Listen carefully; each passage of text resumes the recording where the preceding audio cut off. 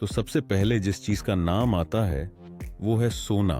हम भारतीय दुनिया के सबसे बड़े गोल्ड खरीदारों में से हैं। लेकिन आज मैं आपसे एक अनकंफर्टेबल सवाल पूछना चाहता हूँ। क्या जिस सोने को आप इन्वेस्टमेंट समझकर तिजोरी में रख रहे हैं वो असल में हर साल आपका पैसा घटा रहा है?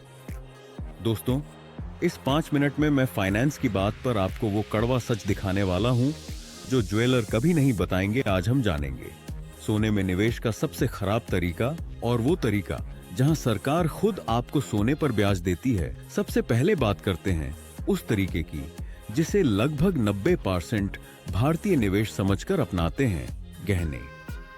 साफ साफ कहूं तो निवेश के नजरिए से यह सबसे घटिया तरीका है। और क्यों, चलिए इसे थोड़ा डिटेल में समझते हैं। 1 मेकिंग चार्जेस। जब आप गहना खरीदते हैं तो आपको 10% से 20% तक सिर्फ मेकिंग चार्ज देना पड़ता है। मतलब आपने 1 लाख का सोना लिया, 20,000 सीधे मजदूरी में चले गए। और याद रखिए, बेचते समय ये 20,000 कभी वापस नहीं मिलेंगे। आप 3% जीएसटी भी चुकाते हैं जो बेचते समय पूरी तरह डूब जाता है। 2 प्योरिटी प्रॉब्लम। गहने आमतौर पर होते हैं 22 कैरेट या 18 कैरेट, जबकि निवेश हमेशा 24 कैरेट में होना चाहिए। कड़वा गणित दुकान से बाहर निकलते ही आपकी इन्वेस्टमेंट 20-25% कम हो चुकी होती है। अब खुद से पूछिए, क्या आप ऐसे बिजनेस में पैसा लगाएंगे जो शुरू होते ही 20% नुकसान दिखाए? क्या आप ऐसे बिजनेस में पैसा लगाएंगे जो शुरू होते ही 20% लॉस दिखाए? गोल्ड कॉइन्स एंड स्कीम्स थोड़े बेहतर, लेकिन फिर भी समस्या। अब कुछ लोग कहेंगे, सर हम तो गहने नहीं सिक्के लेते हैं। ठीक है, ये थोड़ी बेहतर है, लेकिन यहां भी कुछ समस्याएं हैं। ऐसा बिजनेस जिसमें शुरू होते ही 20% लॉस हो, आप पैसा लगाएंगे? गोल्ड कॉइन्स ठीक है, गहनों से तो बेहतर, लेकिन अभी भी पूरी तरह सही नहीं। सर हम तो सिक्के लेते हैं। सिक्के गहनों से बेहतर हैं, क्योंकि मेकिंग चार्ज सिर्फ 3-5% होता है।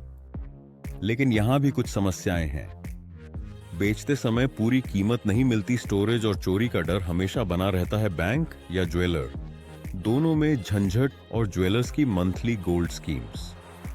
आज के रेट लॉक नहीं होते, यानी आप अभी के भाव पर सोना नहीं खरीद पाते, जो एक बड़ा घाटा है। सिक्के गहनों से बेहतर, मेकिंग चार्ज सिर्फ 3-5%। फिर भी बेचते समय पूरी कीमत नहीं, स्टोरेज और चोरी का डर।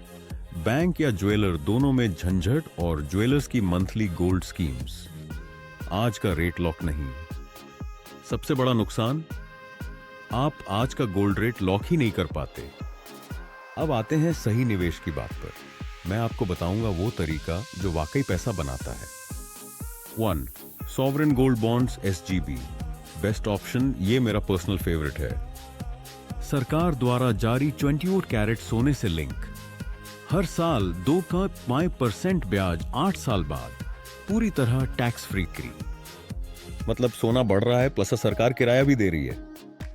पंची शॉर्ट्स फ्रेंडली वर्जन। सबसे बड़ा नुकसान, आज का गोल्ड रेट लॉक नहीं होता। अब सही तरीका SGB, मेरा फेवरेट।